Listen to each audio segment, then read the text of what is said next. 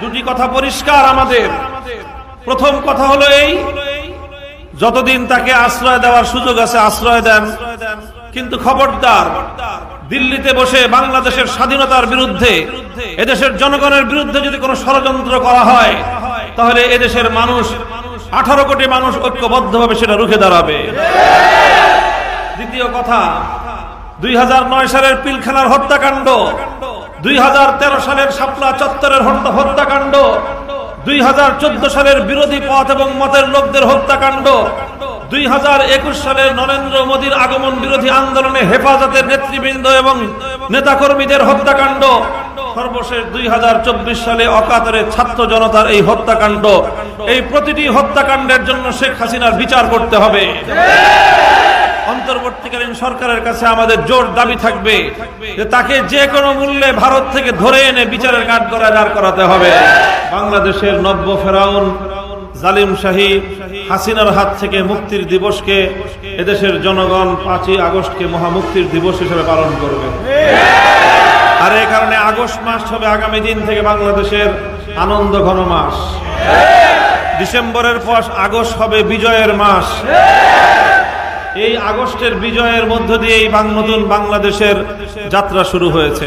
পৃথিবীর ইতিহাসের জঘন্যতম নরঘাতক ফেরাউনের হাত থেকে মুসা আলাইহিস সালাম এবং তার জনগণ মুক্তি পাওয়ার পর যেভাবে পৃথিবীর ইতিহাসে একটি শুকরানা দিবস হিসেবে 10ই মুহররমকে পালন করা হয়, ঠিক তেমনি ভাবে অনাগত ভবিষ্যতে বাংলাদেশের নব্য ফেরাউন জালিম শাহী হাসিনার হাত থেকে মুক্তির দিবসকে এদেশের জনগণ 5ই আগস্টকে মহামুক্তির দিবস হিসেবে পালন করবে।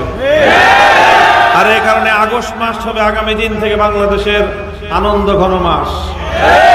ডিসেম্বরের পর আগস্ট হবে বিজয়ের মাস। এই আগস্টের বিজয়ের মধ্য দিয়ে এই নতুন বাংলাদেশের যাত্রা শুরু হয়েছে। প্রিয় এলাকাবাসী, এই বিজয়কে আমাদের ধরে রাখতে হবে, মনে রাখতে হবে। স্বাধীনতা অর্জন করা যত কঠিন, স্বাধীনতা রক্ষা করা তার চেয়ে বেশি কঠিন।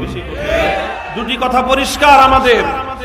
প্রথম কথা হলো এই, যতদিন তাকে আশ্রয় দেওয়ার সুযোগ আছে আশ্রয় দেন, কিন্তু খবরদার দিল্লিতে বসে বাংলাদেশের স্বাধীনতার বিরুদ্ধে, এদেশের জনগণের বিরুদ্ধে যদি কোনো ষড়যন্ত্র করা হয়, তাহলে এদেশের মানুষ 18 কোটি মানুষ ঐক্যবদ্ধভাবে সেটা রুখে দাঁড়াবে। দ্বিতীয় কথা, 2009 সালের পিলখানার হত্যাকাণ্ড, 2013 সালের শাপলা চত্বরের হত্যাকাণ্ড, 2014 সালের বিরোধী পথ এবং মতের লোকদের হত্যাকাণ্ড, 2021 সালের নরেন্দ্র মোদীর আগমন বিরোধী আন্দোলনে হেফাজতের নেতৃবৃন্দ এবং নেতাকর্মীদের হত্যাকাণ্ড, সর্বশেষ 2024 সালে অকাতরে ছাত্র জনতার এই হত্যাকাণ্ড, এই প্রতিটি হত্যাকাণ্ডের জন্য শেখ হাসিনার বিচার করতে হবে।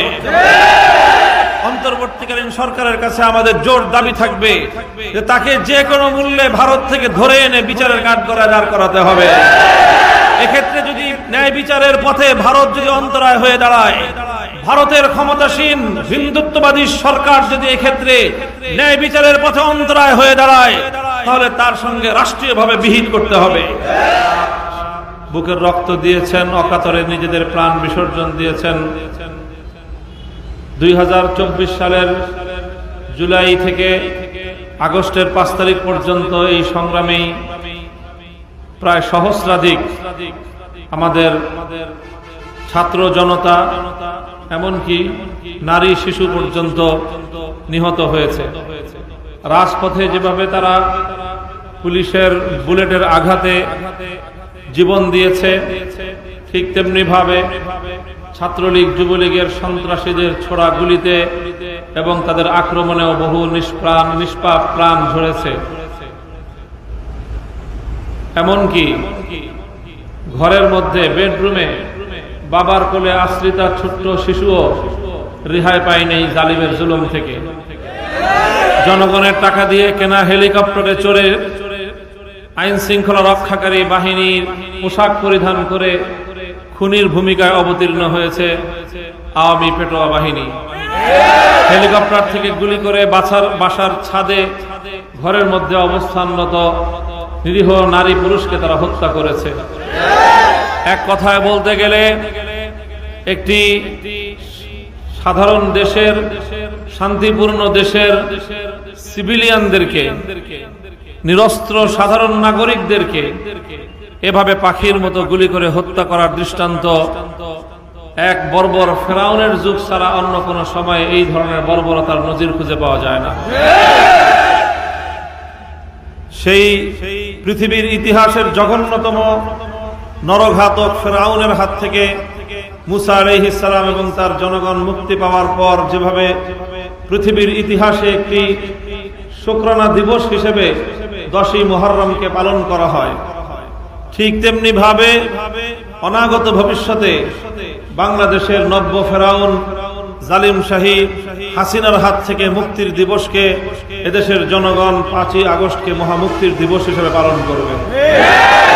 আর এই কারণে আগস্ট মাস হবে আগামী দিন থেকে বাংলাদেশের আনন্দ ঘন মাস। ডিসেম্বরের পর আগস্ট হবে বিজয়ের মাস। এই আগস্টের বিজয়ের মধ্য দিয়ে এই নতুন বাংলাদেশের যাত্রা শুরু হয়েছে। প্রিয় এলাকাবাসী, এই বিজয়কে আমাদের ধরে রাখতে হবে, মনে রাখতে হবে।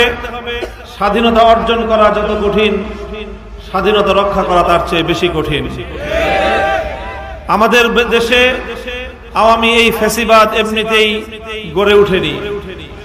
একটি সাধারণ ছোট্টখাটো ছোট পর্যায়ের ছোট মাপের একজন স্বৈরাচারী ধীরে ধীরে ফ্যাসিবাদী একটা দৈত্য এবং দানবে পরিণত হয়েছিল। কিভাবে হয়েছিল? আমাদের বন্ধু নামধারী পার্শ্ববর্তী দেশ ভারতের কসাই, গুজরাটের কসাই হিসেবে পরিচিত নরেন্দ্র মোদীর আশ্রয় এবং প্রশ্রয়ে সে তার হিন্দুত্ববাদকে প্রতিষ্ঠিত করবার জন্য, ইসলাম এবং মুসলমানদেরকে নিষ্পেষণ এবং নিশ্চিহ্ন করার অশুভ উদ্দেশ্যে তার দোসর হিসাবে হাসিনাকে বাংলাদেশে সে প্রতিষ্ঠিত করেছে। বাংলাদেশের গণমতকে সে উপেক্ষা করেছে।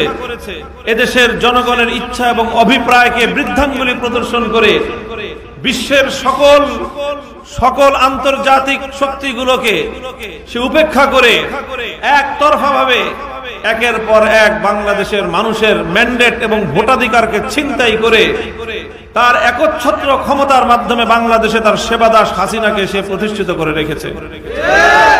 এরপর যখন বাংলাদেশ থেকে হাসিনা 1 ইঞ্চি বাটি বাংলাদেশের হাসিনাকে আর ধারণ করার জন্য প্রস্তুত ছিল না, বাংলাদেশের 1 ইঞ্চি রাস্তা পালিয়ে যাওয়ার জন্য হাসিনাকে জায়গা দিতে, স্পেস দিতে, রাস্তা দিতে, পথ করে দিতে প্রস্তুত ছিল না, তখন হেলিকপ্টারে আকাশে উড়ে নরেন্দ্র মোদীর কোলে গিয়ে সে আশ্রয় নিয়েছে। দুটি কথা পরিষ্কার আমাদের।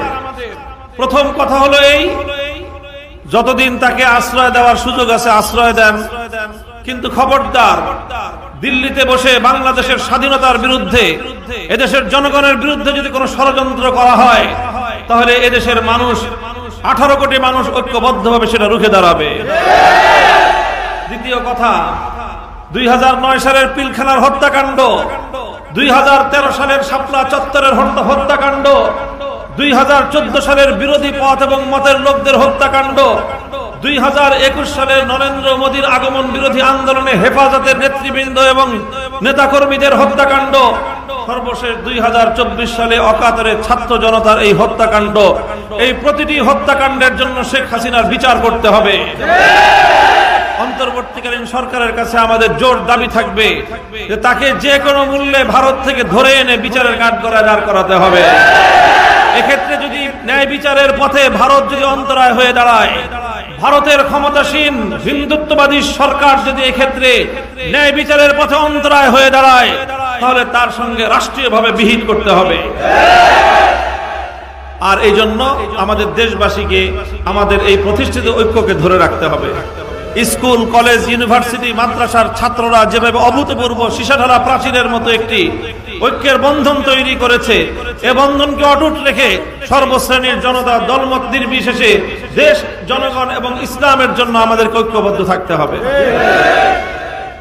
আর এই বিজয়কে চূড়ান্তভাবে জুলুম, অন্যায়, অবিচার মুক্ত বৈষম্যহীন এক সমাজ যদি চূড়ান্তভাবে গড়তে হয়, মনে রাখতে হবে ইসলাম ছাড়া বিকল্প কোনো পথ নাই। কাজে আমরা জনগণকে আহ্বান জানাই, আসুন আমরা আমাদের অর্জিত এই সাময়িক বিজয়কে চূড়ান্ত এবং স্থায়ী রূপ দেওয়ার জন্য খেলাফত রাষ্ট্র ব্যবস্থা প্রতিষ্ঠার আন্দোলনকে শানিত করি। বাংলাদেশ খেলাফত মজলিস আপনাদেরকে আহ্বান জানাচ্ছে, খেলাফত যুব মজলিসের পতাকা তলে যুবকরা তোমরা সম্মিলিত হও, তোমরা ছাত্র মজলিসের সঙ্গে ছাত্র জনতা ঐক্যবদ্ধ হও। বাংলাদেশ খেলাফত মজলিস জনগণকে, যুব সমাজকে, ছাত্র সমাজকে নিয়ে আল্লাহর জমিনে আল্লাহর খেলাফত কায়েমের মাধ্যমে মানুষের পূর্ণাঙ্গ অধিকার প্রতিষ্ঠার এই আন্দোলন ইনশাআল্লাহ অব্যাহত রাখবে। আগামী দিনের সকল সংগ্রামে, ন্যায় প্রতিষ্ঠার আন্দোলনে, খেলাফত কায়েমের অব্যাহত এই অভিযাত্রায় আমি আপনাদেরকে হাতে হাত রেখে আমরা একসঙ্গে এগিয়ে যেতে চাই, আপনাদেরকে পাশে চাই। আপনারা থাকবেন তো ইনশাআল্লাহ? নিউ উজানি টিভি, সুস্থ সাংস্কৃতিক প্রত্যাশায় আপনাদের সেবায় নিয়োজিত।